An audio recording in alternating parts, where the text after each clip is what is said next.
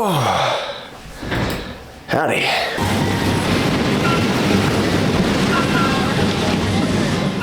Okay, how do I want to break this down? So, hi folks, you're getting a very out of the ordinary video this week. I had bronchitis. I can't swear in the first 30 seconds. No montage of my friends and I drinking like the beginning of a coming of age movie, or the end of a coming of, whatever. This one's called Black Belt because my friend JJ, who I've known for over 10 years now, which is insane to say, accomplished something yesterday. 1% of 1% of 1% of the population will ever attempt to do, and an infinitesimally smaller percentage of that group will accomplish getting a black belt in Brazilian Jiu-Jitsu. Obviously, everybody watching is familiar with the idea. Even if you know nothing about it, you've heard of karate and you've heard of taekwondo and maybe you've heard of Jiu-Jitsu and you know what the end of the line is, right? We all know the black belt is the last one. The difference between getting a black belt in Jiu-Jitsu versus another martial art that you might have heard of before is that it actually means something in Jiu-Jitsu. No, strip mall karate studios and taekwondo, most martial arts that people are familiar with through pop culture have seriously devalued the idea of a black belt. And honestly, martial arts, if you've been around fighting at any point in your life, you've seen what happens when somebody who doesn't really know what they're doing tries to throw a kick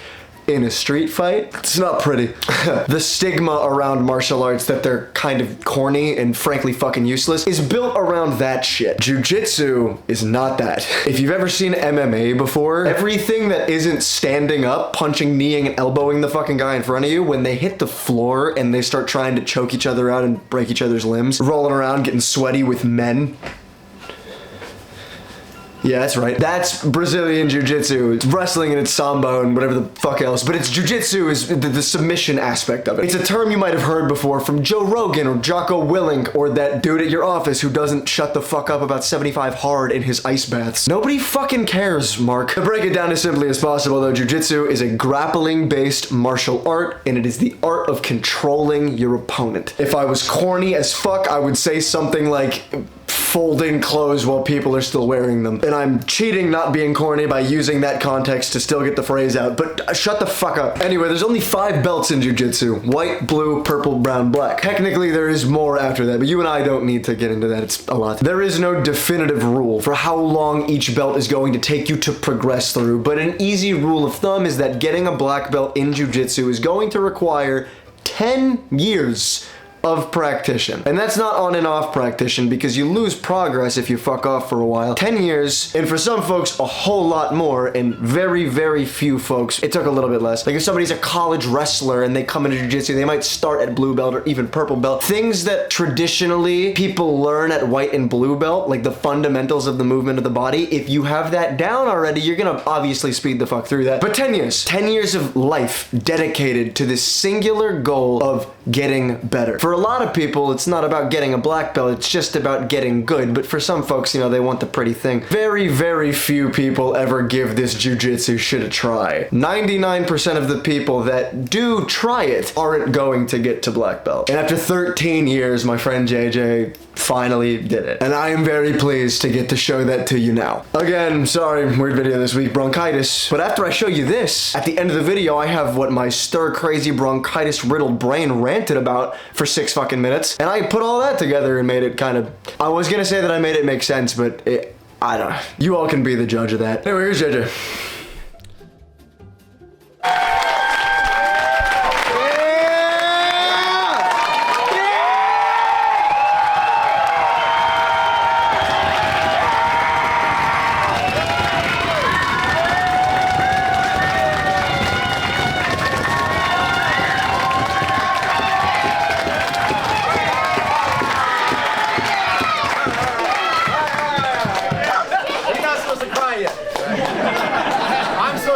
He's supposed to talk, then he's supposed to cry.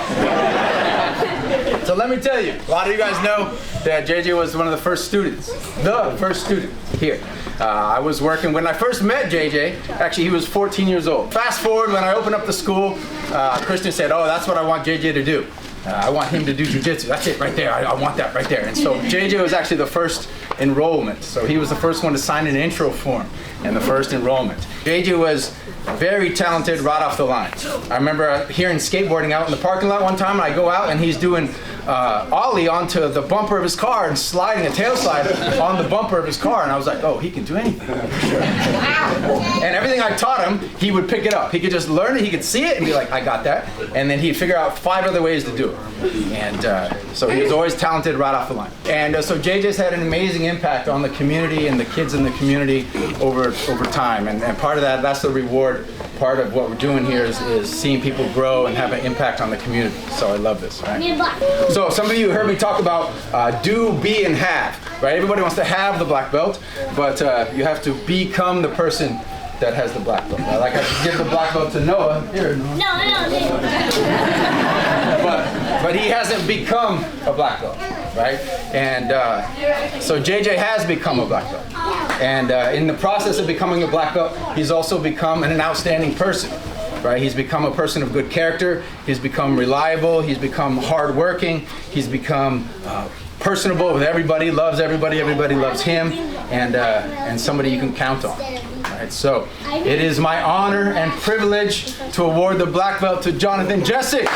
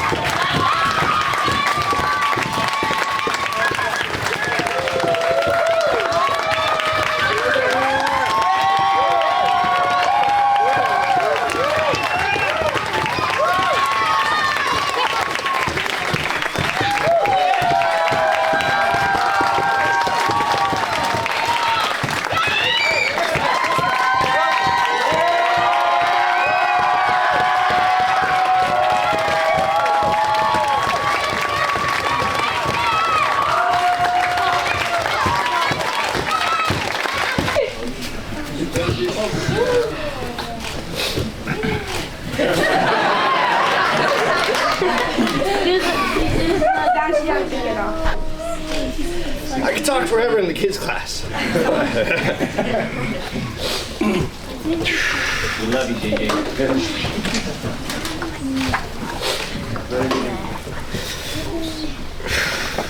13 long years. I put time, blood, and sweat on this mat. That's true. I've trained with everybody here.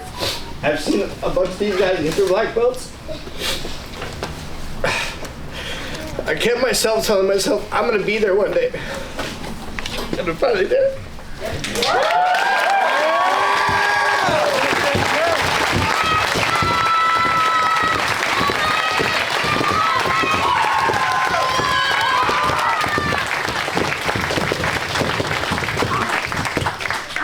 trying to speak without looking at all of you because I love every single one of you guys in this room. People say, you know, hardest thing to do is to get a black belt. And I'm like, yeah, it's true. But you know, hardest thing to do is put on a white belt. It's true. Until you walk that path, you have no idea what it feels like. This last tournament, I had a tough time trying to fight because I was scared, but it's okay. Just like every one of you guys, every one of the kids, the adults, I've seen you guys through competition, through training. It takes a lot of courage to step up and train against somebody. I stood up, I'm able to speak in front of you guys. It's actually getting a little hard. Standing there at the competition, I stood there, I'm like, this is my last competition. I didn't have anybody to fight. They're like, hey, we got a bunch of guys to fight. Grant's like, we'll find you a fight. And I was like, I'm not ready to fight. And to be honest, standing up here, I did not sleep at all last night. And I was like, am I really ready to be a black belt? And then, you know, coming in here, training, seeing everybody, putting all the effort and still going. I'm not gonna be like, black belt, see you guys later. No, I'm gonna stay here, still train every single one of you guys, train with every one of you guys. I can talk for hours and get lost. That's my ADD working. But, man, being scared is okay. It's the courage to keep coming back. And that's what this represents. Is to keep coming back, standing up, shaking hands, and saying, good luck. And what I want to say to you guys is good luck on your journey. And us.